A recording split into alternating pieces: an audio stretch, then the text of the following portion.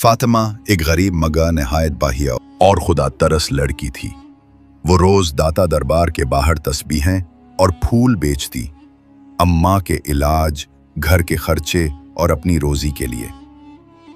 हर रोज मगरिब से पहले अपना सामान समेटकर वो घर लौट आती, मगर एक दिन कुछ ऐसा हुआ जिसने इसकी पूरी जिंदगी बदल दी।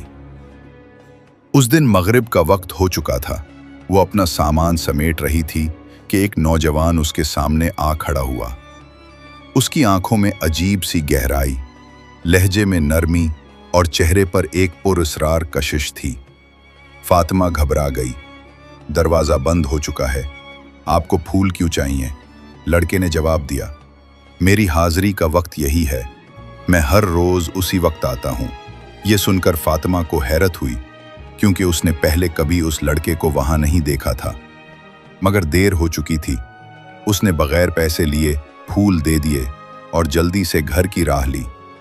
रास्ते में उसे महसूस हुआ जैसे कोई उसके साथ चल रहा हो। फिर एक आवाज़ आई, अपना हिजाब ठीक कर लो।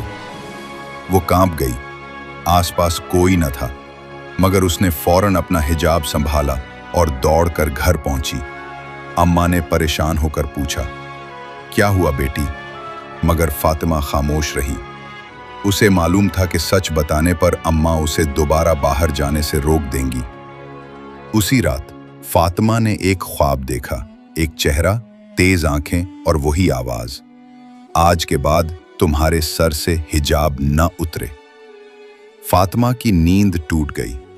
वो लरजते कदमों से वजू करने गई और नमाज में उसे एक खुशबू महसूस हुई जो किसी और को महसूस न हुई। अगले दिन दरबार पर अजब खामोशी थी। अचानक हुजूम आया और चंद मिनट में इसका सारा सामान बिक गया। फिर वही नौजवान आया और कहा, फूल मिल सकते हैं? फातिमा ने हैरत से देखा, सब सामान खत्म हो चुका था। मगर जब पीछे मुड़ी तो सारा सामान जूं का तू रखा था। ये कैसे मुमकिन है? नौजवान ने मुस्कुराकर कहा, अब तो फूल दे दोगी ना? जाते जाते उसने कहा, हर बात पर परेशान मत हुआ करो। जहां तुम्हारी अम्मा शादी का कह रही हैं, वही तुम्हारे लिए बेहतर है। असी लम्हे उसे एक नाम जहन में गूंजा, जफरान जिन। जब वो मेहमानों के सामने आई तो उसका सामना उसी नौजवान से हुआ। ये तो वही है। अम्मा और मेहमान हैरत में थे। कौन?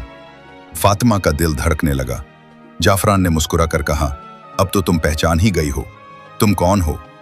मैं वो हूं जो तुम्हारी हर पुकार पर तुम्हारे साथ होता है। जब भी मेरा नाम लोगा मदद मिल जाएगी। फातिमा ने डरते हुए कहा, तुम एक जिन हो, मैं तुमसे शादी नहीं कर सकती। जाफरान का लहजा बदल गया, मोहब्बत करता हूं तुमसे, अगर तुमने किसी और का सोचा तो। फातिमा ने भागकर अम्मा को सब बताया। अम्मा ने गुस्से में आकर उसे थप्पड़ मारा और कहा, खबरदार ऐसी बातें मत करना। फातिमा टूट गई और उसी शाम उसे बाग में एक नूरानी बूढ़ा मिला। उसने बताया, वो बादशाह जन्नात है और जाफरान उसका बेटा है। वो तुमसे मोहब्बत करता है, लेकिन वो गलत हो गया। मैं तुमसे उसकी माफ़ी मांगने आया हूँ। अगर तुम इससे शादी कर लो तो हमारी बिस्ती एक लानत से आज़ाद हो जाएगी। हमें एक नेक इंसान की ज़रूरत है और वो तुम हो। फातिमा की आंखों में आंसू आ गए। मैं आम इंसान हूं, इतनी बड़ी जिम्मेदारी नहीं उठा सकती। बूढ़े ने कहा, अल्लाह ने तुम्हें खास बनाया है, क्या तुम मदद करोगी? फातिमा ने खामोशी से कहा, हाँ। उसी लम्हे सब कुछ गायब हो गया। जहां वो बैठी थी वो बाग न रहा, बल्कि गंदगी का ढेर था। वो भागती हुई घर आई और रो रो कर सब अम्मा को बताया। अम्मा उसे लेकर मोहल्ले की मस्जिद के मौलवी साहब के पास गईं। मौलवी साहब ने बताया, ये एक आजमाइश है, अल्लाह के कलाम से ही रिहाई मुमकिन है। उन्होंने सूरतुल जिन का अमल दिया। 7 दिन फातिमा ने तहज्जुद में पढ़ा। इस दौरान उसे हमेशा महसूस हुआ कि कोई उसके साथ है, मगर उसने हिम्मत नहीं हारी। 7वें दिन इस पर सुकून नाजिल हुआ। फिर सूरह रहमान की तिलावत शुरू की। जाफरान गुस्से में आया, ख्वाब में, तुम्हें मुझसे बचाने वाला कोई नहीं। मगर रोशनी की एक करनाई जिसने जाफरान को रोका। फातिमा को एहसास हुआ कि रब उसके साथ है। उसने पूरी नीयत से अल्लाह से दुआ मांगी, अगर जाफरान मेरे लिए बेहतर है तो मेरे दिल में सुकून डाल दे, वरना मुझे इससे निजात अता कर। रात को ख्वाब में बादशाह जिन्नात आया, बेटी तुम्हारी दुआ सुन ली गई है, जाफरान तुम्हारे काबिल नहीं, हम इसे बस्ती से निकाल रहे हैं, तुम आज़ाद हो।